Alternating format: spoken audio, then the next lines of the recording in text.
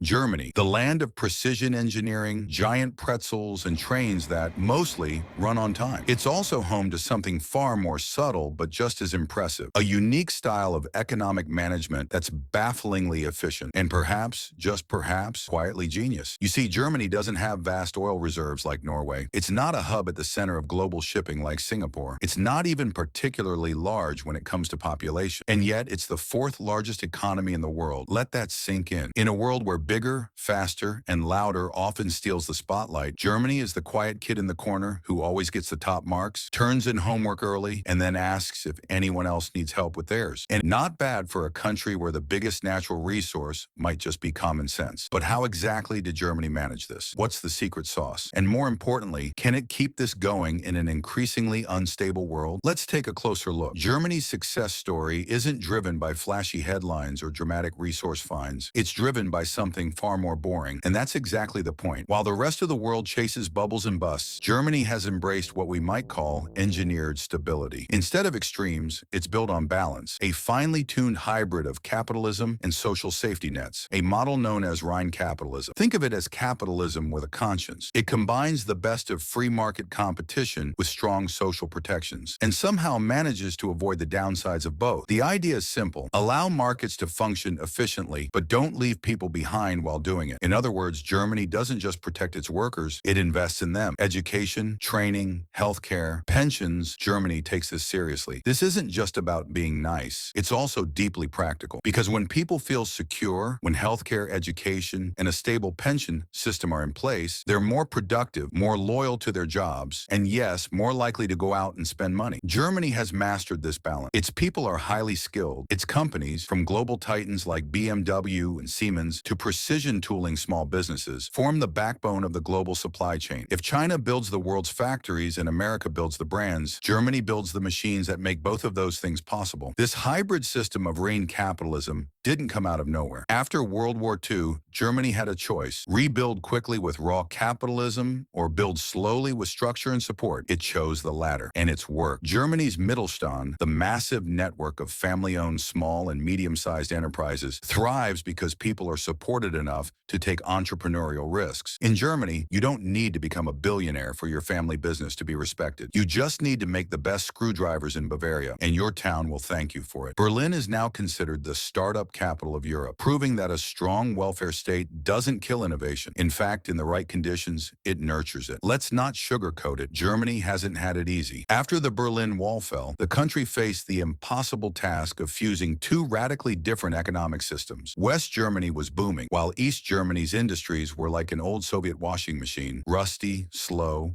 and about to explode. So the West stepped in, money poured in, jobs shifted, some factories were saved, others were scrapped. It was expensive. It caused inflation, and many economists predicted it would drag the country down. And it did for a while. Germany was even nicknamed the sick man of Europe in the early 2000s. But slowly the country healed. And while there's still a noticeable economic gap between the two regions, the reunification remains one of the most ambitious economic experiments in modern history. But then Germany bounced back like a heavyweight boxer who takes a brutal round, catches their breath, and then comes back swinging. Its export machine kicked in. Its companies adapted. And it didn't stop there. Germany has weathered crisis after crisis: the dot-com crash, the 2008 financial meltdown, the Eurozone crisis, Brexit, a pandemic, and now a global trade slowdown. Through it all, its strategy remained the same: focus on exports, protect your people, and keep your institutions strong. Now here's the twist: the very thing that made Germany so strong, exports, could also make it vulnerable in the coming years. You see, Germany depends heavily on selling cars, machinery, and industrial goods to other countries. And in an age where global trade is fragmenting, consumers are cutting back, and green energy is changing what we need and how we build. That model faces headwinds. The war in Ukraine, rising energy costs, and the EU's internal struggles only add more pressure. Still, if there's one thing Germany has proven, it's this: it's not flashy, but it's steady. Like an old Mercedes, not the fastest off the line, but reliable for the long haul. Let's be honest, if someone says made in Germany, you assume it's high quality. That brand reputation is worth billions, maybe even trillions. People are willing to pay more for it, whether it's a kitchen appliance, a luxury car, or an industrial robot arm. And in a world where branding matters almost as much as the the product, that's a serious advantage. Let's break it down. With a GDP of $4.26 trillion,